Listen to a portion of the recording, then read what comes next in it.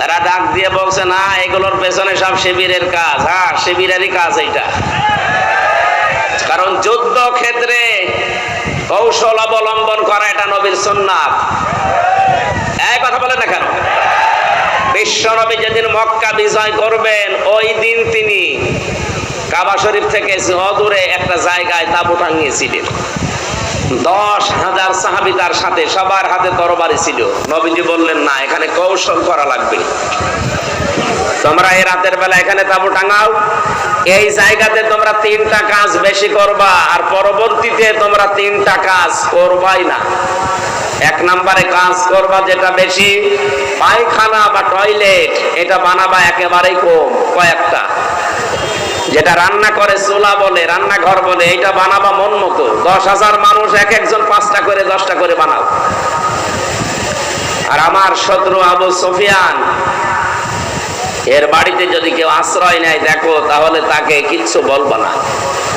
1,500 বছর আগের এই ঘটনা ইতিহাসে পড়ার পর আমার মনে হয় এই 1,500 বছর পর 2024 সালে এদেশে যাকে দেখলে আল্লাহর কথা মনে হয়, সেই লোকটা বাস্তবে দেখিয়েছে।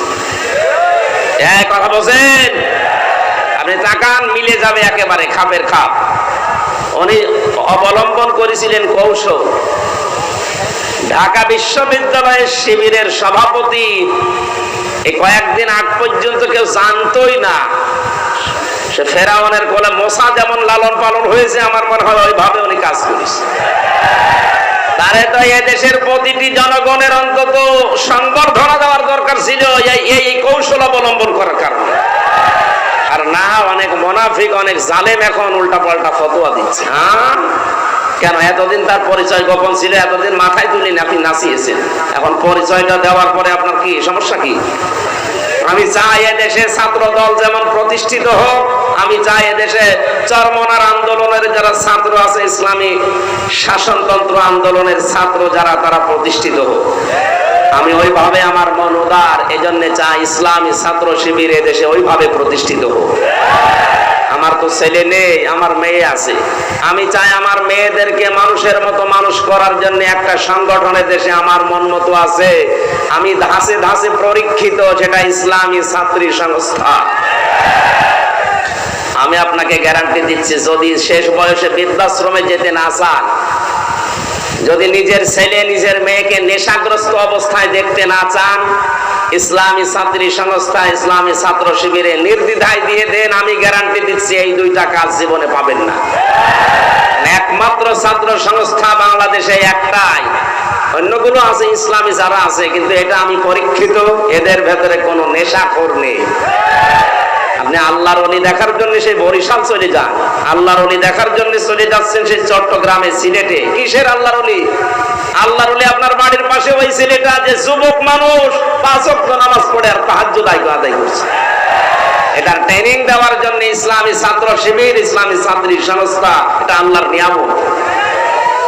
আমি আবার বলছি, ছেলে আল্লাহ আমাকে দেয়নি, 2টাই মেয়ে, এই 2টাকে এরকম জায়গায় ভর্তি করে দেব। আমার জীবনের কোনো চিন্তা থাকবে না যে তাদের নিয়ে, কারণ ওইভাবেই তারা ধাসে ধাসে গড়ে তুলবে। 5 ওয়াক্ত নামাজ পড়লে রিপোর্ট লেখা লাগে যে আমি 5 ওয়াক্ত নামাজ পড়েছি।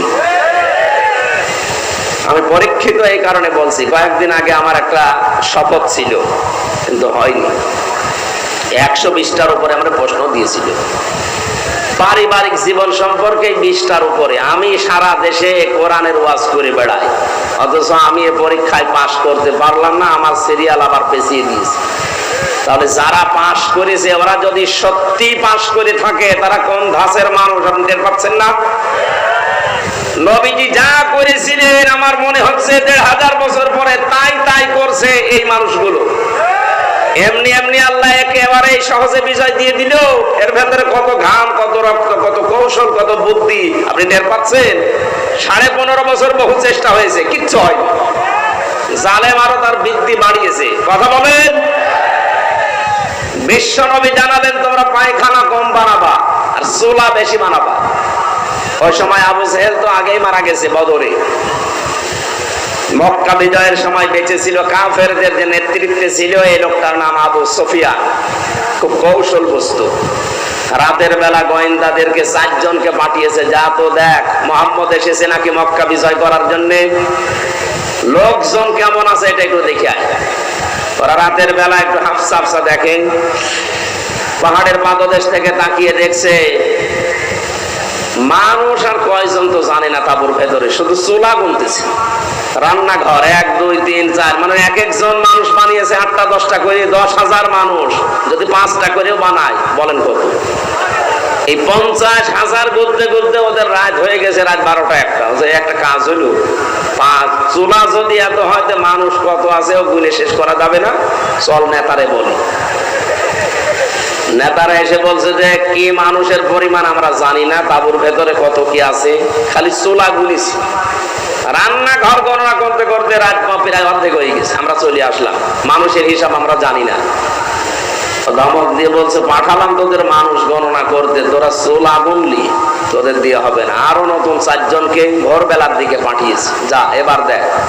নবীজি জানিয়েছিলেন পায়খানা কম বানাবা, আর এই রাতে যেহেতু এই কাজে সবার যাওয়া লাগে, প্রাকৃতিক প্রয়োজন, এক একটা পায়খানার সামনে দাঁড়িয়ে আছে 200 500 700 করে। ওরা গণনা করছে লাইন, 4-5 লাইন গণনার পরে চিন্তা করছে এ তো কয়েক হাজার হয়ে গেল, আর তাঁবুর ভেতরে যে কত আছে ও আল্লাহ জানে, দরকার নেই। যে বলছে কত মানুষ আছে গণনা করতে পারেনি, কিন্তু পায়খানার সামনে যে লাইন, 4-5 লাইন গণার পরে আমাদের আর সহ্য হয়নি, চলে এসেছি। গণনা করতে পাঠালাম কি, আর তোরা গুনলি কি?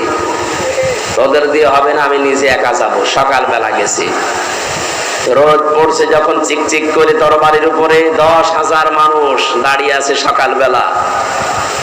হযরতে আব্বাস রাদিয়াল্লাহু তাআলা আনহু আসছিলেন এই দৃশ্য দেখার জন্য। পাহাড়ের পাদদেশে দাঁড়িয়ে আবু সুফিয়ান তাকিয়ে দৃশ্য দেখে হযরত আব্বাসকে দেখতে পেলেন, বললেন আব্বাস, মনে হচ্ছে তোমার ভাইয়ের ছেলে ভাতিজা আজ বিশাল বাদশা হয়ে গেছে। তার মশান কি 10,000 তরবারি নিয়ে একা একা গিয়েছিল, অথচ আজকে এসেছে 10,000 মানুষ নিয়ে। হযরত আব্বাস ওই দিন বলেছিলেন, আবু সুফিয়ান তোমার চোখ তোমাকে ধোঁকা দিচ্ছে, ভালো করে চোখ মলন করে আবার একটু তাকিয়ে দেখো, এর নাম বাদশাহী না, এর নাম নবুয়ত। নবুয়তের শান আছে, এই জন্য তুমি এখনো দাঁড়িয়ে আছো। নবুয়ত যদি না হতো তাহলে তোমার মতো কাফের এই জায়গায় কল্লা নিয়ে বডির উপরে দাঁড়িয়ে থাকতে পারতে না। আগস্টের 5-এর পরে যারা ইসলাম বোঝেন না তারা কিন্তু উল্টাপাল্টা শুরু করেছিলেন, কিন্তু সত্যি যারা ইসলাম বোঝে 152 জন যারা, তাকান তো, তারাও ঠিক এইটাই কায়েম করেছে। তারা দেখিয়েছে, কিন্তু একটাকেও আঘাত করে নাই। শেষ পর্যন্ত লোকটা মুসলমান হয়ে গিয়েছিল। চিন্তা করেছেন কোথায়? শত্রুদের ঘরে আশ্রয় নিলে বলেছিলেন মাফ করে দিবা। এত বড় কঠোর এবং প্রকাশ্য শত্রু ছিল আবু সুফিয়ান। আমার তো মনে হচ্ছিল বা 5 তারিখের পর থেকে অন্য কিছু মনে হয় আমাদের দ্বারা হবে, কারণ আমার নিজেরও রাগ ছিল। 3টা বছর বিনা কারণে ওরা যা কষ্ট দিয়েছে আমারে, জেলখানা এমনি দিয়ে দিতেন, 3 বছর না 10 বছর রেখে দিতেন। তা আমার যে মামলা, এ মামলায় তো মানে বাড়িতেও রাখা যায় না, জান্নাতে রাখা দরকার। আর আমার ওরা ফাঁসির কন্ডেম সেলের ভেতরে 24 ঘন্টা তালা লাগিয়ে আবার সিসি ক্যামেরা দিয়ে রাখে, যে আমার সাথে কেউ যেন কথা না বলে। মাওলানা মামুনুল হক আর আমারে এত কষ্ট দিয়েছে, রিমান্ডে তো দিয়েছে মাটির নিচে নিয়ে, জেলখানার ভেতরে। আর অধিকাংশ পড়তো আমাদের মালায়ন হিন্দু, দেবদাস, সুব্রত বালা, দেবদুলাল, আশিক কুমার, এর নামগুলো মুখস্থ হয়ে গেছে। 3 বছর এরাই ছিল আমার সামনে। মুসলমান দিত না, মনে করতো মুসলমান দিলে যদি ওর উপর একটু দয়া দেখায়। খাবার দাবারের যে অবস্থা, মনে হতো কে যেন খাবারটা মাখিয়ে এরপরে দিয়েছে। যারা তাকান তো, তারাও ঠিক এইটাই কায়েম করেছে। তারা দেখিয়েছে, কিন্তু একটাকেও আঘাত করে নাই। শেষ পর্যন্ত লোকটা মুসলমান হয়ে গিয়েছিল। চিন্তা করেছেন কোথায়? শত্রুদের ঘরে আশ্রয় নিলে বলেছিলেন মাফ করে দিবা।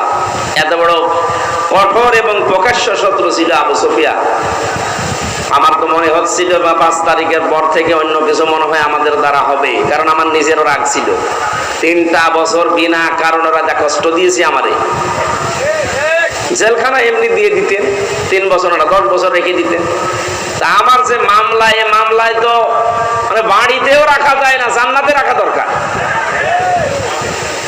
আর আমার ওরা ফাঁসির কন্ডেম সেলের ভেতরে 24 ঘন্টা তালা লাগিয়ে আবার সিসি ক্যামেরা দিয়ে রাখে, যে আমার সাথে কেউ যেন কথা না বলে।